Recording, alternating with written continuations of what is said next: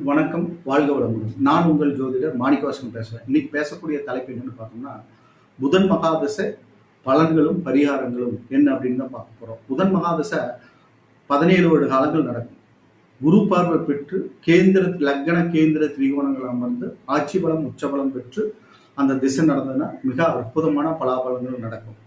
மெயினா புதன் சுபகிரக வரிசையில வர்றதுனால அவர் சுய புத்தியில நன்மைகளை அதிகமா செஞ்சிட்டாருன்னா வரக்கூடிய 8 புத்திகளும் அந்த அளவுக்கு நற்பலன்கள் நடக்காது.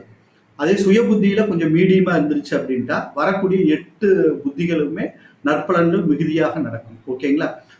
புதன் ஒரு அற்புதமான கிரகம். ஓகேங்களா?